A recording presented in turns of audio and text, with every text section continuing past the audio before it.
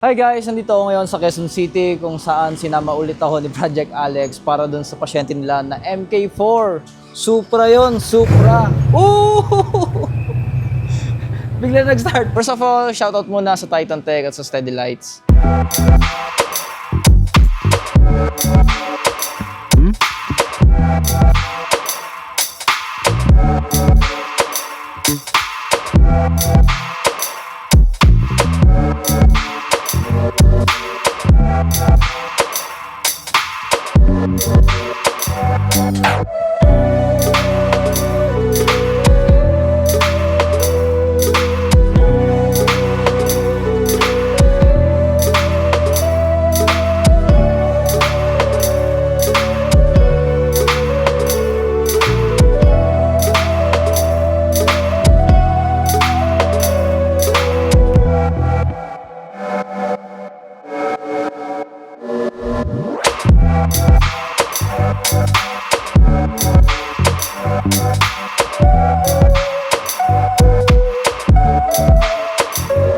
Like I said kanina, what an opportunity na makakita ng malapitan. Even yung loob, tulad na, no? So, meron tayong access ngayon, di ba, na ma-feature sa content ko, sa channel ko, yung gantong sasakyan. Well, sa iba, nakikita nyo na yan, pero personally sa akin, first time. Sobrang iconic, kung maka 90s ka, kung may project ka ng 90s, kilala mo yan, for sure. Nandito kami ngayon sa Titan Tech, kung saan sobrang daming 4x4 na Land Cruiser or Patrol. Ito, makikita nyo, di ba? Kaya kung saan ako nakatayo ngayon sa harapan ko.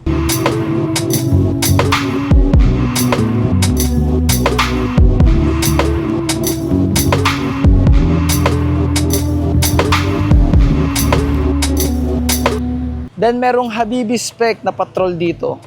Bakit siya tinawag na Habibi Spec? Kasi yung concept niya from Middle East. Ito, example. Kita nyo yung lettering niya, di ba? Even yung loob. Kita nyo?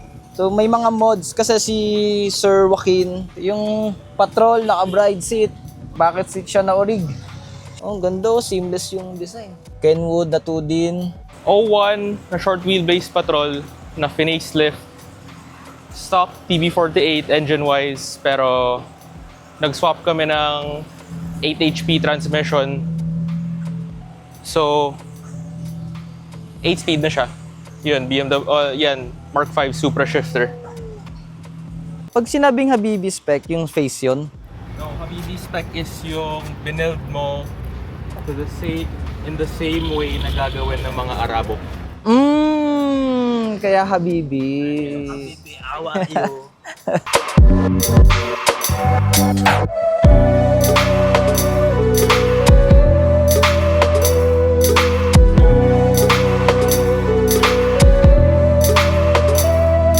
Then, meron dito isa pa, BM engine and transmission, M57 6 HP.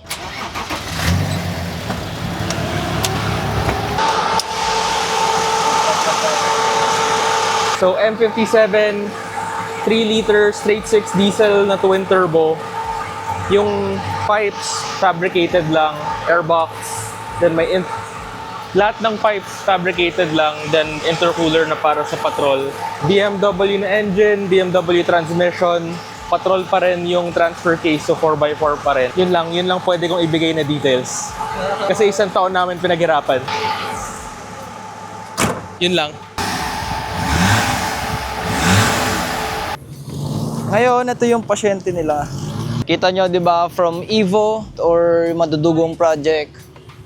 Umawak na ngayon si Project Alex ng MK4. Ngayon, nagda-diagnose lang sila. Kasi unang meet nila, unang hawak lang dito sa MK4. Repeat client na nila to from Evo 5 na yung white doon. Then meron din dito sa loob na, ayun, ipapakita rin natin.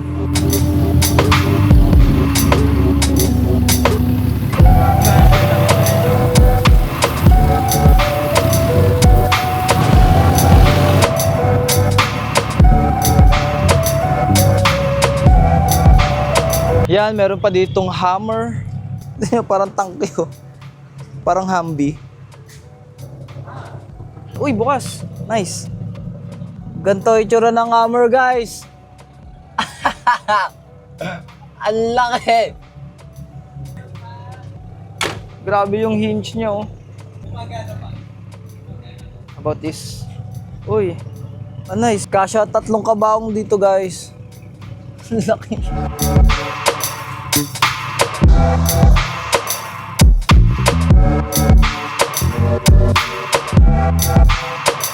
Oh, walastik yung mga switches nyo. What? Aircon control. Automatic pala siya. Momo steering wheel. Stig. Galing. Ganito pala to.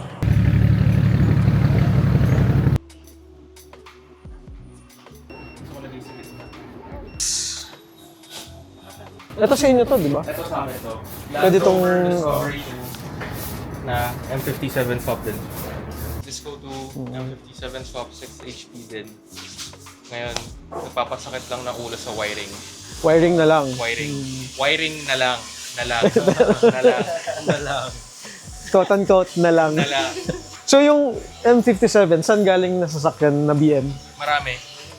M57 from 98 to 2010. Any diesel na 30D, 35D, alam ko 40D, or M57 na ba yung 40D. Basta 30D and above na diesel is M57. Pero Marami siyang mostly sedans. Lahat. Kahit SUVs nila. 1 series, 3 series, 5 series, 7 series, X3, X5. So marami. Tapos nilalagay nyo sa ano? Pakita mo nga ito. Saan nyo nilalagay? Land Rover. Basically, yung nilagyan namin ng M57 is mga kotseng bulok yung drivetrain. So, good chassis, bad drivetrain. Lagyan ng good drivetrain. Yeah, okay na. Ayos. That's how you guys do it here in Titan Tech. Ito yung Evo 9 na yung makina nasa bahay. Katabi ng T24. So, all out ulit sila dito. As in, yung malalang all out. Like when I say all out, all out. Ito, butas. Ito, inulit yung weld. Yun, butas. Yun, butas. Saan pa yung butas, Rel? Ito, no? Ito, yun, butas.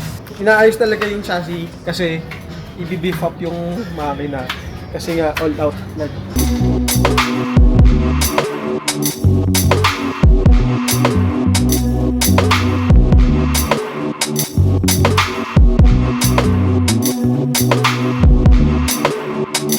Kaya kung 4x4 user kayo, paradise to para sa inyo. Lalo na to, especially itong Habibi Spec. Kahit di na kayo pumunta ng Middle East, ayun, meron dito. Sa QC lang pala. So, Titan Tech, ayun, meron dito, makikita nyo. Shoutout sa Tulong Kalinga. Tulong Saka Kalinga. Sa Ariel Bernardino. Wala pa. Subscribe na lang muna sa YouTube. Woo! Wala stick tong Land Cruiser, guys. Fully built.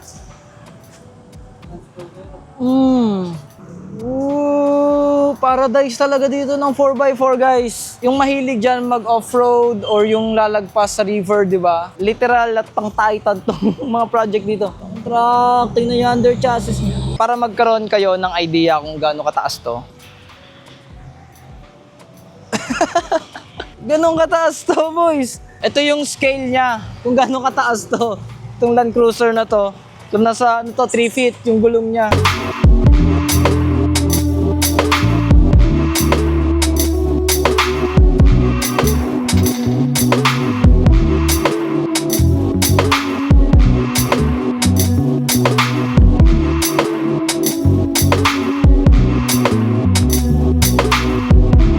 Sobrang solid ng project dito.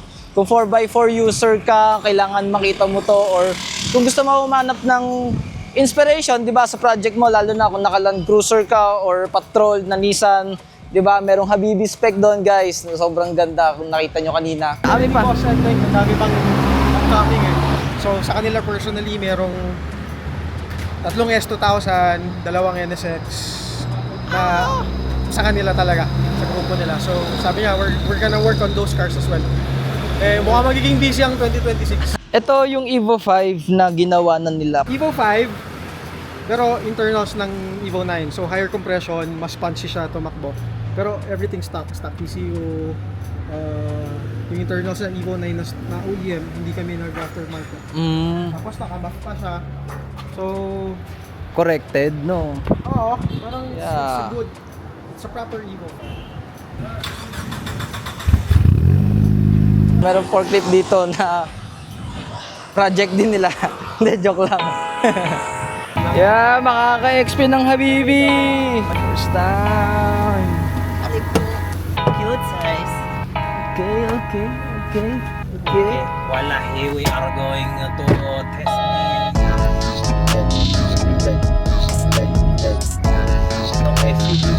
Ganito pala yung feeling mo.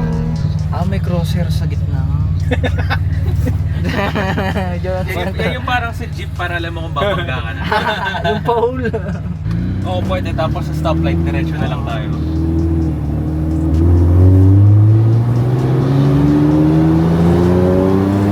Wala mo, artista ang utis eh, no? Yung mga pang-tong tents na tayo. Tong tents.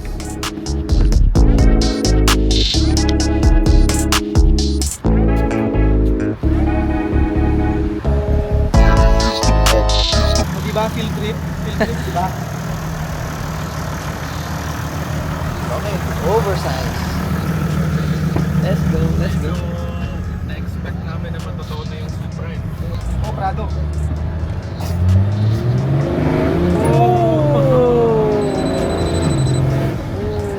Ayun ang malakas. That's what you call torque. Considering ganito kalakit kabigat to, ha? Pwede mo din siya dalhin kahit saan. Anywhere. Parang dito, sa sidewalk. Ayan. Wala kang parking sa SM. Exactly. Eh, dito sa ano. Oo, ayan o. Irarampa mo. Ang sarap sa Land Cruiser. Pag yumaman tayo, bili tayo nito ah. Ayan, ito namang BM swap na patrol ang ating susubukang i-ride. Sila palang nakagawa dito. Oh, At gumagana. gumagana. Ito kang gusto rin lagyan ng ano eh. 2JZ. 2J's ng BM ah. Di ba bro, ito yung gusto mong lagyan ng 2JZ? Gagawin drill car. Ngayon naman, itong Nissan Patrol na BM swap engine. Tingnan naman natin yung comfort ride nito.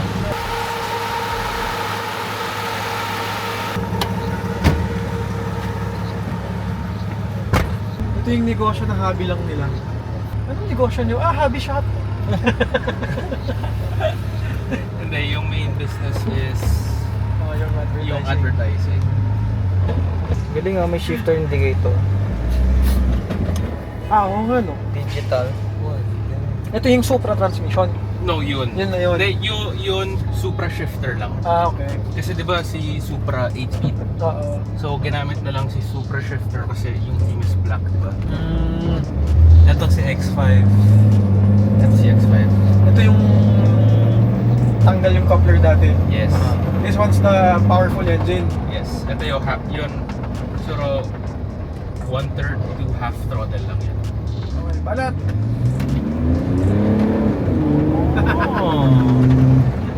Oh, safe. Nice. Ang komportable yung mga to. Saka di ba ano, ang chill mo sa loob kasi ano nga siya, Nissan Patrol. Hindi ka tatalbog-talbog. Ito lang yung giveaway niya. Pag di ka aware sa stop, sabi mo, ay! Di marunong. Ito set talaga siya of course. No, sold in pairs. Pero ito yung version ito, yung normal lang na square para sa center.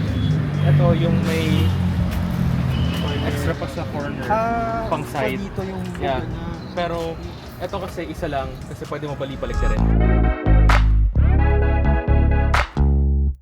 Ayun, dito ko natapusin yung content natin at sa case natin ngayon, tapos nang i-assess ni Project Alex yung MK4. Sad to say, hindi siya matutune ng dapat nagagawin ngayong araw kasi may kailangang i-improve pa sa MK4. So, imbis na i-risk yung 'di ba mas malaking damage yung mangyari kapag hindi naman talaga Ulitin natin lahat. yun, uulitin lahat ang mangyayari kasi based din sa assessment ko as an amateur, nakita ko yung engine bay, hindi siya meant para i-tune na agad. Sobrang ano. Ayun, abangan nyo na lang guys yung susunod pa na content ko. So abangan nyo yung MK4 and sobrang sayang experience na nakasakay sa Land Cruiser, sa patrol, BM swap, 'di ba? Na Land Cruiser. Sobrang laking experience. Kaya thank you. And salamat Titan Tech Philippines at sa Steady Philippines. And Radflow. Radflow at sa Radflow. Salamat. Special thanks to Project Alex. Shout out sa Esmigo kay Chrissy. Yun, hindi niya kasi alam na nandito ako ngayon, kaya shout out na lang. Pero joke lang. Goodbye.